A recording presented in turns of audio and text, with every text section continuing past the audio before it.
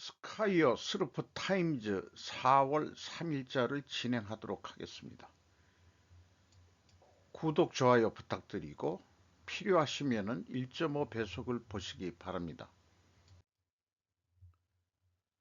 대부분이 한국전쟁 시나리오에서 김정은은 전멸의 직면이라는 제목으로 존 헤르스코비치가 블룸버그에서 보도를 했습니다. 수십 년간의 공허한 위협 끝에 북한이 적들에게 파괴를 가하겠다고 맹세할 때 세계의 많은 나라들이 긴장을 풀었다.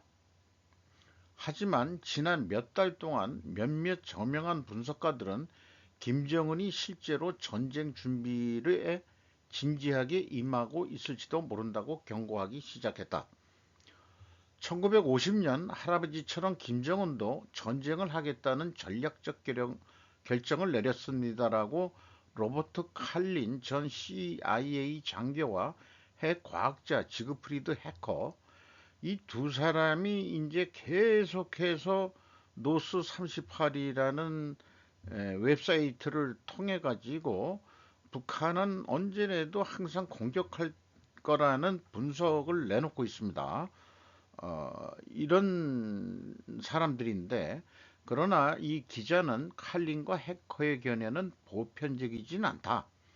이렇게 언급을 하고 있고 김정은 정권이 전면전을 계속한다면 끝을 맺을 것입니다라고 한국 국방부는 1월에 말했죠. 신 국방부 장관이 하나의 현 시점은 남한에 속하지만 북한이 영유권을 주장하는 해역에 위치한 황해 접경성들 연평도가 이제 주요 그 대상이긴 하죠.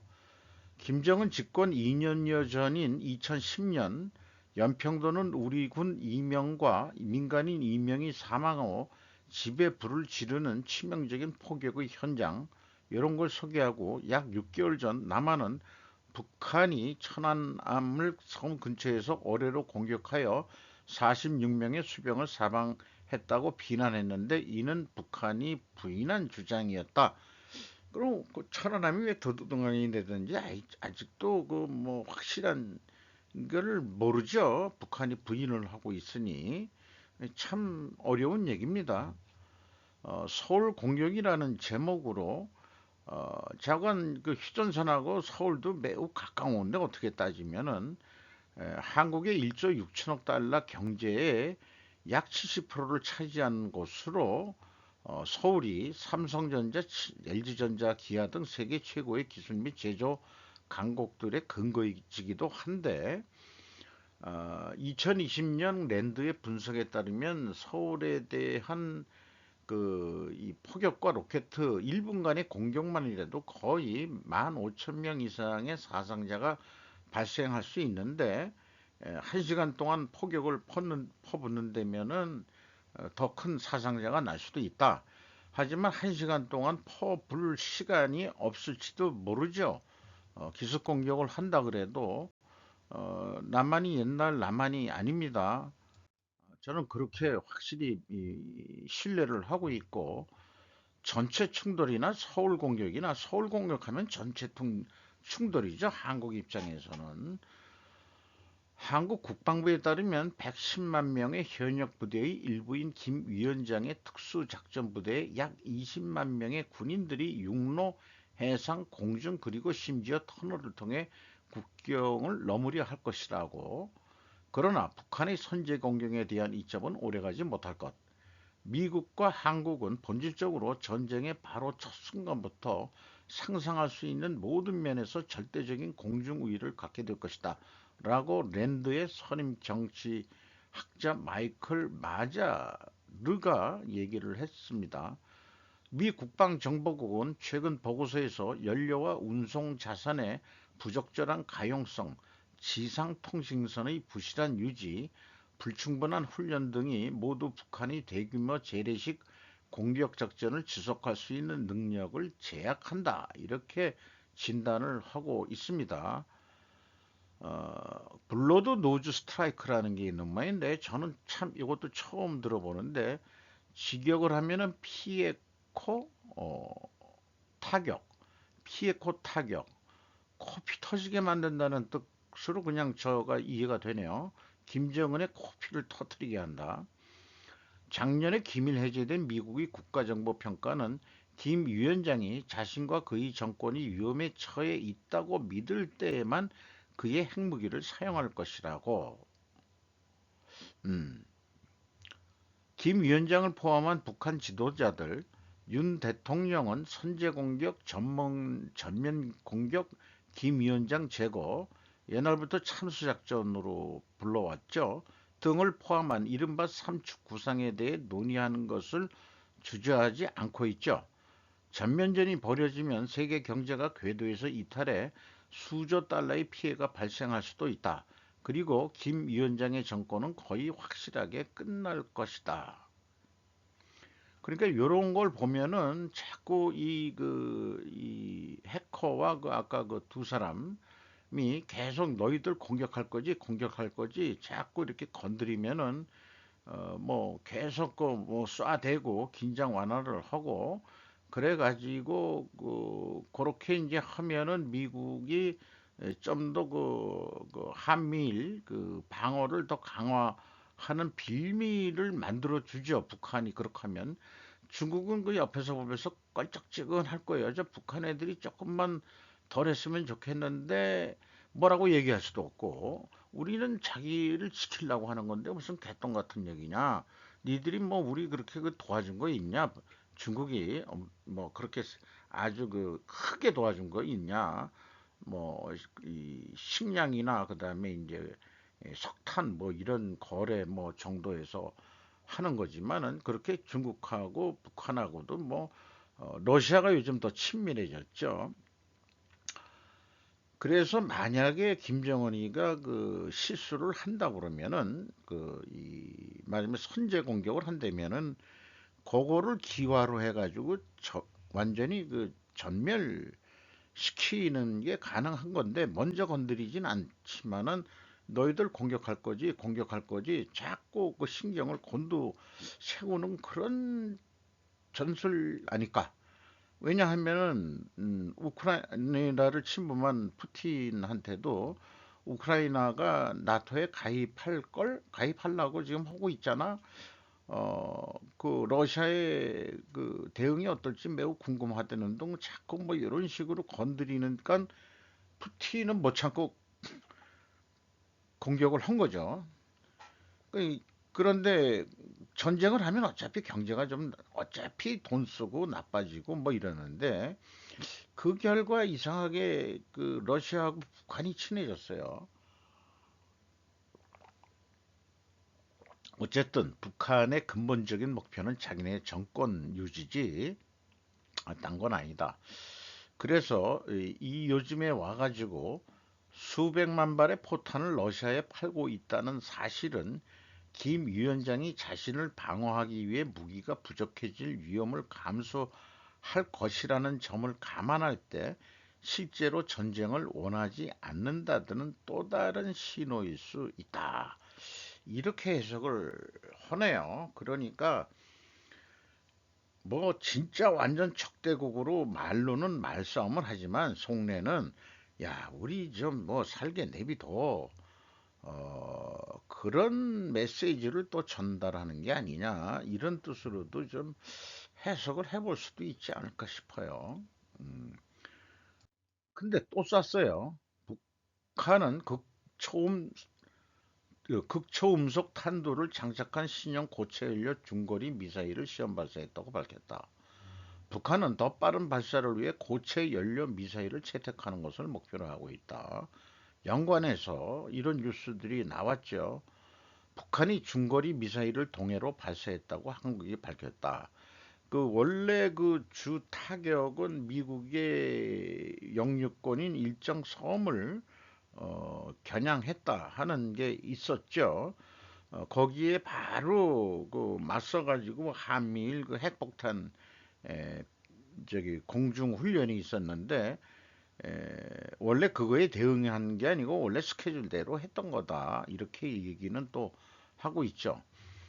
이런 상황에서 그 거부권 행사 이후 그 북제재 패널이라고도 있었는데 러시아의 그 거부권 행사, 중국은 기권을 했고 러시아는 강대국들이 북한을 삐딱하게 하는 것을 멈출 필요가 있다고 그렇게 이제 거부권을 행사하면서 자기네들도 명분을 얘기해야 되니까 가히 폴 콘브리지가 로이터에서 그 좀 3월 29일 날 얘기했던 거예요. 러시아는 금요일 주요 강대국들이 북한에 대한 새로운 접근법이 필요하다고 말하면서 미국과 동맹국들이 아시아의 군사적 긴장을 고조시키고 이 운동국가를 조정하려고 한다고 비난. 그러니까 지금 조금 전에 얘기한 그런 거죠. 자꾸 자극을 하면 어떡하느냐. 조용한 은둔의 나라, 그 북한 착한 애를 왜 자꾸 건드려 가지고 못 살게 구는 거야 라고 이제 러시아가 큰형님처럼 이렇게 얘기를 하는 것으로 비유를 해보면 되겠네요. 예, 그 북러가 좀 친해지면서 조금 자기네들도 포탄을 계속 사가야 되니까 음, 포탄을 다 계속 만들 수 있는 그 이 공업화는 돼 있겠죠. 북한이 원래 남한보다도 그 공업이 먼저 그 일제시대 때부터 공업이 발전돼 있는 데니까 그 기술자들도 그 북한이 많았었고 그 6.25 때 그 북한 기술자들이 많이 내려와서 남한 경제에 기여를 하고 있는 것도 현실이죠.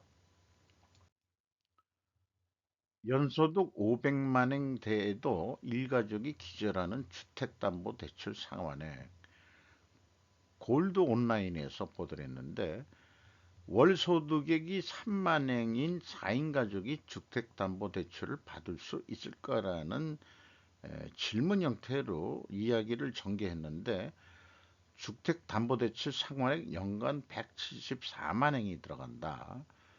2022년 국민생활 기초조사 개황에서 일본의 평균 세대 연수입은 545만 7천 엔이다. 보통 직장인 가정의 수지 계산을 시뮬레이션 해봤는데 보너스를 포함해서 가구 연평균 연봉을 500만 원으로 해놓고 이럴 때 그러면은 이제 보너스 포함하면 월 평균 수입은 약 40만 원이 되는데 옛날보다는 그래도 오르긴 오른 거예요. 자녀가 2명 있다고 하면 매월 수지는 이렇게 됩니다. 세금 후 실수령액 수입은 어, 뭐 근로소득 떼고 원천징수 떼고 그러면 34만 원을 받아가지고 지출을 하는데 식비 10만 원, 광열비 2만 원, 교육비 3만 원, 통신비 3만 원, 교재비 4만 원, 보험저축 5만 원, 잡비 3만 원. 요거를 다 빼고 나면은 30만 원을 쓰고 4만 원 남는다 이거예요. 그런데 여기에 이제 주택담보대출을 받았다고 그러면은 수십만 원의 주택융자가 겹치면 생활이 어려워져 버리는 것도 너무 당연하다. 주택담보대출 이해 못한다 40% 넘는 충격도 주택담보대출에는 뭐 변동형 금리가 있고 고정금리 선택형이 있고 뭐 우리나라처럼 이런 게 많이 그 상품 특성이나 리스크에 관한 이해도 뭐 이런 것들이 있는데 그걸 잘 이해하고 있느냐 물었더니 잘 몰라요. 이렇게 되는 게 한 40 내지 50%나 차지한다는 거예요. 그 저도 그 저는 그 재건축 그 대출을 받았는데 그 재건축 그 건설업자들이 다 주선해서 했기 때문에 그게 뭐 싼지 비싼지 모르고 그냥 대출을 받았죠. 그리고 갚아 나가는 건데 그 은행도 짭짤하니까는 대출을 해줬겠지. 이 아파트 담보를 해가지고 저도 사실은 좀 무식했던 거예요. 그 이런 거 모르는데 그래서 내 집은 인생에서 가장 큰 쇼핑 중에 하나니까 주택 융자를 받기 위해서 정보 수집 등 세금 공제 확인 등 세컨드 오피니언에 대한 이런 것들을 좀 익숙해질 필요가 있다. 이런 견해를 그 얘기를 했어요. 그런데 뭐 댓글 중에는 이런 게 있습니다. 뭐 그런 거 몰라도 이 건전하게 돌아가는 사회에서 그렇게 바가지 씌우는 거 없다. 이렇게 또 얘기하는 사람도 있습니다. 그 그거 서로 못 믿는 사회가 돼가지고 어떻게 되겠느냐 이런 취지의 또 약간의 이 비판적인 댓글도 있었습니다. 어쨌든 40만 엔 정도 받아가지고 4인 가족이 일본에서는 살기가 깝깝하다. 주택담보대출을 받았다고 한다면은 근데 여기에는 그래서 주택담보대출이니까 여기 이 쓰는 거에는 뭐 융자금 지불 뭐 이런 거는 없죠. 그런 게 없죠. 또 이 자기 집이면 그러니까 월세 나가는 것도 여기 안 보이죠. 그 두 가지 선택길이 있을 수 있다고 그러네요. 그 장기 분할 상환 이자를 내가면서 하는 거나 월세 내는 거나 그게 그거다. 똑같다. 금리가 뭐 그렇게 높지 않은 상황이니까 그런 경우인데 우리나라처럼 이렇게 대출 금리가 7%대 뭐 이런 미국하고 거의 맞먹는 거로 제가 알고 있는데요. 어, 그거 이제 이자 부담이 많이 받으면 이자 부담이 세가지고 견딜 수 있는 사람들이 참 자꾸 힘들어진다는 거 우리나라도 마찬가지일 겁니다. 거기에서 벗어나는 것도 저도 얼마 사실은 가만 따져보면은 그렇게 얼마 된 것도 아니에요. 그런 갚아 나가는 게 어떻게 해서 갚긴 갚았습니다. 음, 완전히 분할로는 안 됐죠. 우리나라 인플레 때문에 뭔가 목돈 뭐 이런 거로 어떻게 운 좋게도 갚긴 갚았는데 자관 많이 빌릴수록 아니 인생이 고달퍼진다는 것을 경험을 했습니다. 엔화가 1달러에 160엔까지 하락도 미금리나 지연이라면 160엔까지 갈 수 있다. 엔화가 더 떨어질 수 있다. 이게 뭔가 했어요. B 오브 A네. 그러니까 요게 뱅크 오브 아메리카 의 약자를 이렇게 쓰는 모양입니다. 미국 연방준비제도가 올해 안에 금리를 내리지 않을 경우 엔화 환율은 1달러에 160엔까지 떨어질 수 있다고 뱅크 오브 아메리카가 예상했다. 미국이 금융 완화를 개시하기 전까지는 미국, 일본 당국이 엔 매수 개입을 실시해도 효과는 미비할 것이라고 B 오브 A의 G10 환율 전략 글로벌 책임자 아나타시오 밤 바키디스가 얘기했다는 겁니다. 일본 당국은 과거의 경험으로부터 이러한 개입이 잘 되지 않는 것을 잘 알고 있다. 사실 모든 것이 미국 당국에 달려 있는 것을 알고 있다. 그럼에도 불구하고 취재 협력은 뭐 두 사람이나 이렇게 간단한 거를 했음에도 불구하고 가이 존슨과 크리티 굽타 두 사람이 또 취재 협력을 했다는 거예요. 그래서 이 글을 읽고 나서 왜 이런 뉴스들이 요즘 나오나 이렇게 보면은 BOJ가 일본 은행이 금리를 조금 더 빨리 올려야 되는 거 아니야? 이런 압력 같기도 해요. 그래야 뭐가 서로 간에 잘 풀리는 모양입니다. 투자 효과도 있고 그런 것 같이 생각이 들어요. 뭐 거시경제에 대해서 이 문외한인 저로서는 이런 거를 읽으면서 오히려 이제 조금 소양을 좀 넓혀가는 기회로 좀 잡고는 있습니다. 아시아 공장 활동 부진의 상태인데 중국의 밝은 신호가 나타났다. 키하라 레이카 로이터에서 보도를 했는데요. 많은 아시아 경제의 공장 활동이 3월에 약화되었지만 중국과 한국에서 약간의 밝은 신호가 있었다고 조사와 데이터가 월요일에 보여 세계 경제의 한때 빠르게 확장되는 핵심 동인에 대한 혼합된 그림을 제공했다.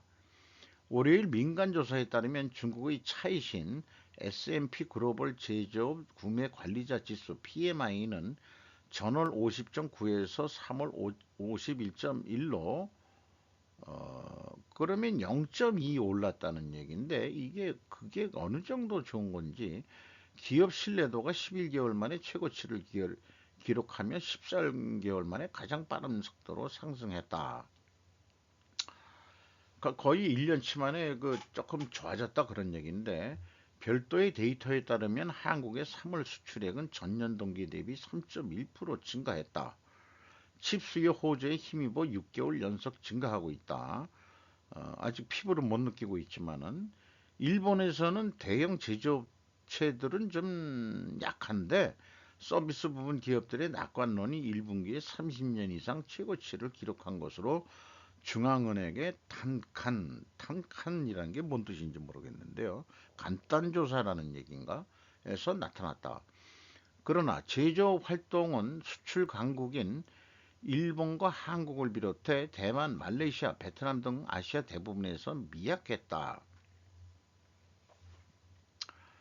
그러니까 뭐 서비스업 이런 거는 어느 정도 됐고 일부 뭐 칩 이런 거는 괜찮지만은 대부분의 제조업의 활동은 아, 그 일본과 한국도 그 좀 동남아시아와 같이 좀 미약했다 이렇게 지금 얘기를 하고 있네요. 인도가 6.5% 성장할 것으로 예상되는 것과 달리 일본은 0.9%로 성장이 둔화될 것으로 예상되는 등 경제 절반에 걸쳐 회복이 엇갈릴 것이다. 요거는 아마 그 중국 쪽 사진인 것 같죠? 상하이 쪽 아닌가 몰라요. 3월 한 달 가지고 있을 거야 아마도. 이 그 강변인가 해변에 앉아가지고 상하이니까 해변이겠지. 아마 이게 실직한 사람의 뒷모습일 것 같은 거를 잘 찍은 것 같아요. 음, 처량하게 이렇게 앉아있는 인생을 살고 싶지는 않았습니다. 그런 모습이 언젠가는 나도 모르게 찍혀 있을 수도 있겠죠. 참 이런 사진 참 어떻게 보면은 이런 것도 예술적인 사진인 것 같아요. 사진 기자들이 좀 순간순간을 잘 포착해내는 것 같습니다.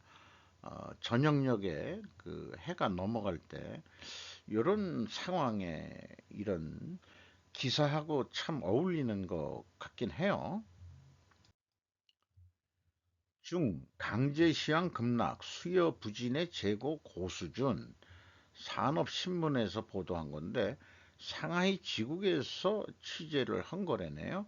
중국 열연 코일 시황이 지난주 급락했다. 상하이 지역에서 지난 주말 톤당 3,750위안 약 7만 8천 eng 증치자가 뭔지 모르겠네. 일주일 만에 150위안 하락, 연초에 비해 370원 위안 떨어져 지난 9% 떨어져 지난 10월 중순 이후 최저치를 기록했다. 강제 수요가 침체해 강제 재고가 높은 수준으로 추이하고 있다. 그 재고가 계속 늘어나고 있다는 얘기네요. 철강제 그 재고가 선물 시장의 강제 가격이 폭락한 것도 현물 시장을 끌어내리는 요인이 됐다. 이렇게 얘기를 하고 있고 별도의 또 동일 그 산업신문에서는 1, 2월 중국 조강 생산 1.6% 증가했는데 수요 조절로 강제 공급이 과잉이 된다.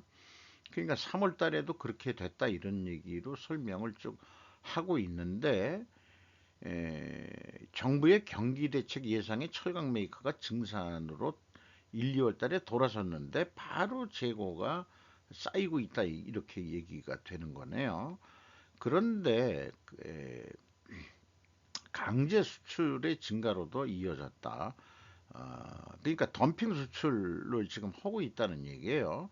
지금 그게 이제 국제적인 무역 갈등이 일어날 거다 이런 얘기고 3월은 전국 인민대회 대표를 위한 대기오염 방지에 더해 강제 시황이 떨어지면서 생산은 줄고 있지만 부동산 등 수요가 저조해 강제 공급은 오히려 과잉 상태가 된다. 자관 단지 C를 위한 인민대회 때문에 북경의 하늘이 맑아야 되니까 야 공장 굴뚝들 좀 제발 저기 그 생산 적게 하라고 이렇게 해가지고 공기맑게 해가지고 인민대회 때간 남들 외국에도 취재를 많이 하고 그러니까 어, 참, 참 독재국가네, 독재국가예요. 강제하는 나라 그렇게 느껴집니다. 착공 직전이었다. 제2 파나마 운하 왜 주저앉았나? 세계 물류 구하기 경악. 스케일 역시 뒤에 중국이 이게 그 직역하면 탈 것이라고 이렇게 모노라는 말이 들어가면은 그뭐 무슨 리 모노 이런 거가 뭐 일본의 그 명사형 만드는데 쓰는 것 같습니다. 어, 잘 모르지만은 까가와 다카유키라는 사람이 보도를 했는데 세계 최대 컨테이너선도 여유 있게 통과하는 게 에, 그걸 하기 위해서 제2 파나마 운하를 하려고 그랬는데 니카라가 니카라과 대운하 종합개발 프로젝트로 중미 니카라과의 남부를 무대로 카브리에 대서양과 태평양을 연결하는 그런 제2 파나마 운하 계획이 있었는데 3단 물의 계단으로 배산에 오르는 이런 파나마 운하처럼 그런 식으로 어떻게 만들려고 했던 것 같은데 또다시 압력의 중국 채무의 덫이라는 제목으로 이것 만들고 다 하는데 50년간의 조차권을 내놔라. 그래서 그야말로 채무의 덫의 전형이지만 실제로 자금 조달로 움직인 것은 홍콩 니카라과 운하개발 투자 유한공사라는 기업인데 사실 정부가 유령회사 만들어 놓고 하는 거죠. 그런데 중국 본토에서 통신계 기업 그룹의 사실상 자회사인데 그것을 H캔앤디라는 그룹인데 갑자기 자금 융통이 악화해 2018년에 동사는 사실상 파산했다 이런 얘기예요. 이로 인해 운하 계획은 완전히 좌절됐는데 2018년이면은 그래도 좀 꽤 되긴 됐네요. 일설에는 미국의 뒷마당에서 중국 주도의 운하 건설 등을 절대로 허용하지 않는다. 파나마 운하가 실질적으로는 미국이 소유하고 있는 거나 마찬가지라고 그러죠. 그러니까는 왜 남의 그 나와바리에 와가지고 중국 애들이 그런 것까지 한다는 게 이게 자존심이 허락질 않으니까 뭐 수를 쓰긴 쓴 것 같아요. 백악관이 괴멸에 걸린 것 아니냐는 속삭임이 있지만 현재로서는 운하 계획이 부활했다는 이야기는 들리지 않는다. 오늘 또 안타깝게도 대만에서 M7 넘어 25년 만에 일명 사망이라고 시사통신이 제가 그 시간은 인용을 못했는데요. 요 한 가지 건물만 무너진 건 아니고 대표적으로 이게 안 무너지고 기울어진 형태로만 돼 있는데 요거는 그 천장이 붕괴된 대만 북부 신베이시의 공장 창고가 이렇게 그 지붕이 무너진 거. 이 튼튼하게 진 데는 그래도 뭐 견딘 모양인데 옛날 건지 지방공사가 뭐 부실한 건지 자관 그 내진에 강하려면은 지하 터파기를 지하를 굳게 해가지고 그렇게 해도 좀 뭐 어떨까 모르겠습니다만은 연이어서 정미아 기자 조선비지에서 오늘 15시, 3시에 이슈한 건데요. 대만 강진으로 4명 사망, 97명 부상, 중일이 지원하겠다는 메시지를 했다 그러고 앞에 사진을 앞면에서 찍은 것 같습니다.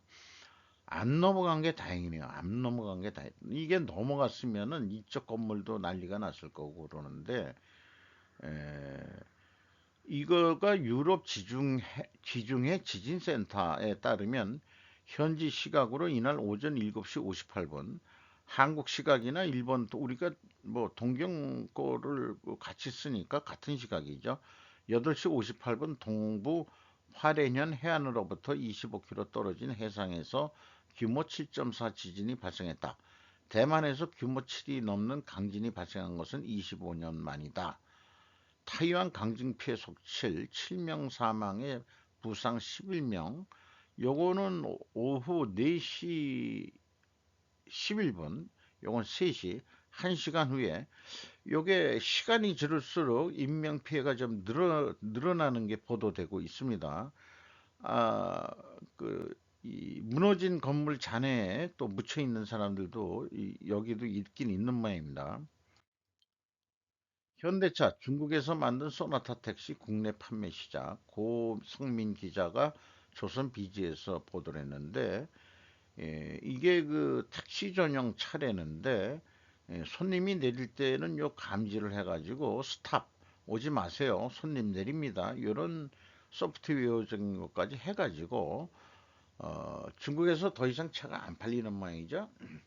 중국 애들 차가 그만큼 생산량도 많고 어,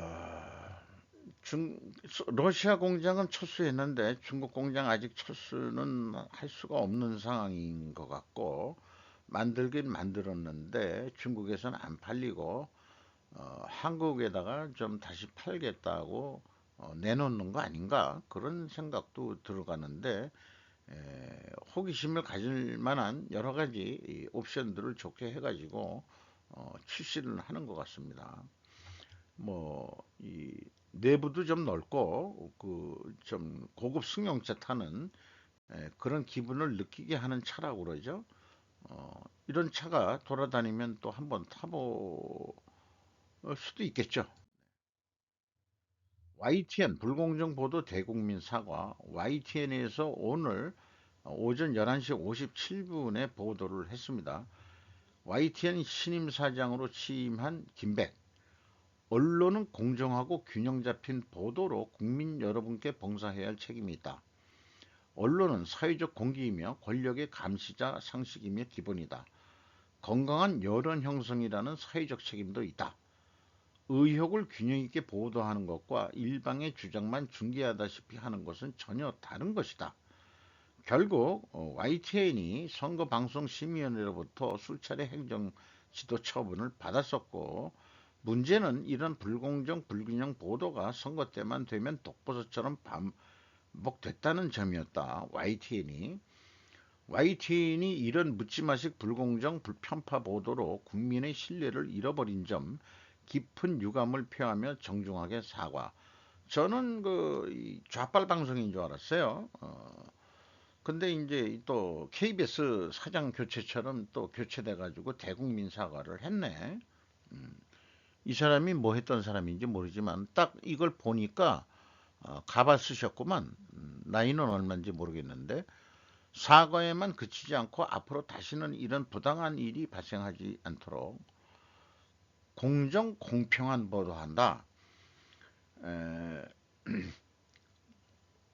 글쎄요. 그런데 미국에서도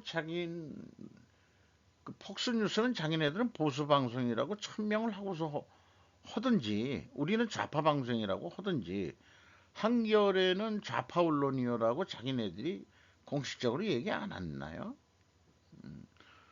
그거를 정부에서도 용인한다면은 그 공격하는 것은 거기서 해라. 근데 YTN은 뭐냐? 이게 연합통신이면은 그러면 안 되지. YTN이 연합통신으로 알고 있는데 에, 통신 보도 전문 채널이라고 그건 잘못된 것 같아요.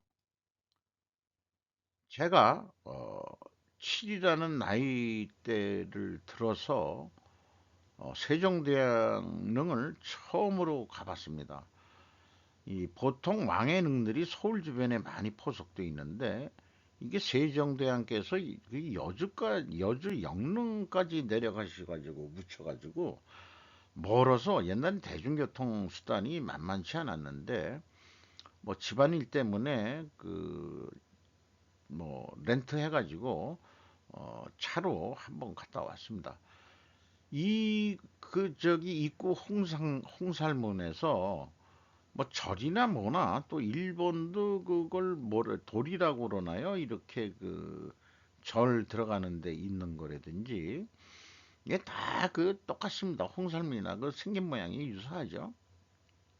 문화가 다 그 유사하다는 얘기인데 이게 이렇게 긴 데를 처음 봤습니다. 그게 홍살문을 지나 제실에서 뒤돌아본 긴 은하수 길이라고 제가 말을 붙여봤어요. 그래서 여기 왼쪽 길은 평평해가지고 사람이 걸어가 들어오는 길이고 오른쪽 길은 영혼이 들어오는 길이랍니다. 여기는 울퉁불퉁해서 사람이 걷기를 또 좀 약간 또 불편하게도 만들어 놨어요. 영혼은 그럴 필요가 없으니까. 근데 요 왼쪽 길은 저쪽 들어올 때는 오른쪽 길이에요. 폭이 좁고 이 영혼이 들락날락하는 이런 그 긴 길은 좀 이게 울퉁불퉁하더라고요. 이것도 무슨 철학적 의미가 있는 것 같기도 하고. 그래서 그 왕릉에는 못 올라갔지만 뒤쪽으로 여기 들어가지 마세요 하고 여기 그 옆에서 이렇게 보면 왕릉이 좀 보이는데 주 목적이 여기 그 이 왕릉을 지키는 무관과 문관, 무신 또는 문인 어떻게 부르나요? 그리고 그 중간에 동물들이 하나 말이나 뭐 이런 것들이 있는 것 같아요. 말은 무관한테 있어야 될 것 같은데 뭐 어쨌든 이게 꽤 오래된 거 가지고 세월의 때가 이 그 화강암에 묻혀 있는 경주에 있는 그 왕릉들은 불교 시대 때니까 이 지키는 그 무관들이 꽤 험악한 얼굴을 그 표정을 짓고 있고 그러는데 이시조선이 그 유교를 하고 있으니까 그 무관들의 그 얼굴 표정도 그냥 그 묵직하게 엄숙하게 조용히 있는 그런 식으로 얼굴이 새겼더라고요. 그래서 이걸 보면서 저희 그 선대 몇 대냐 뱃서 세종 때 선대니까 세종대왕을 모시고 그 저기 청호군 그 초정약소 거기 호위로 내려갔던 선정관 할아버지라고 집안 어른들한테 얘기를 들은 적이 있습니다. 음, 그러니까 저희 그 조상은 그 무관이었군요. 그래서 그 아저씨들도 덩치도 크고 저는 근데 왜 이 작게 났어요? 라고 항의를 한 적이 있는데 그래서 그 기념관에 들어가서 그 세종대왕의 치적을 간략하게 이렇게 쓴 게 있는데 요거 뭐 작지만은 보일 거예요. 그런데 제 눈에 띈 거는 의녀제도 확립과 노비출산 휴가제도 이게 현대말로 풀이한 거겠죠. 제 눈에 팍 띄더라고요. 요즘 그 의사 그게 이제 문제가 되니까 여기에 의녀는 의술을 행할 수 있는 의사 면허 자격이 있었던 건지 아닌 것까지는 내 모르겠지만은 간호사까지는 아닐 거예요. 간호사 겸 의술도 시행했을 겸 남자들이 너무 독식을 하니까 이런 거 좋지. 그리고 노비 출산 휴가제도 이런 거 이게 참 지금 봐도 그 몇백 년 전에 세종대왕이 이런 그 복지 제도를 했다는 거, 그 다시 눈여겨봐 가지고 국방은 우선순위 1위죠. 네, 그래서 여기 보면은 뭐 제일 먼저 한글 창제고 여기 보면 교육, 인재 양성, 그 다음에 백성과 더불어 음악을 즐기고 그 다음에 고통받는 백성을 좀 의료 제도 확립해주고 그 다음에 국방을 튼튼히 하고 어, 국민을 안심시키고 농업을 일으켜서 굶주린 모내기를 처음 시작했다고 여기 나오는데 최초로 모내기 시행을 했다. 생산성 향상을 위해서 좀 과학적으로 그리고 하늘을 열어 백성에게 전하다. 천문까지 천문과학, 과학기술 그러니까 이 세종대왕이 다 했다는 얘기가 아니고 그 인재 동용하고 그 이 사람을 잘 쓰고 그렇게 한 게 지도자의 역할이다. 그래서 지도자가 이만큼 좋은데 허건날 남 비방하고 그다음에 뭐 이런 식으로 정치하는 요즘 수준은 그러니까 선군이 나오면은 그 양반 견제 세력이 있다 하더라도 깨갱하게 만들죠, 임금이. 어찌 보면은 왕권이라는 게 또 우리 인간 역사에 꽤 오래 가기도 했죠. 어, 민주제도가 얼마나 갈지는 모르겠지만 바로 나오자마자 공산주의 나와가지고 서로 싸우게 만들고 지금 그러고 있는 이 세상인 것 같습니다. 짧게 끝내려고 하는데 되게 오래 걸렸어요. 자, 마치도록 하겠습니다.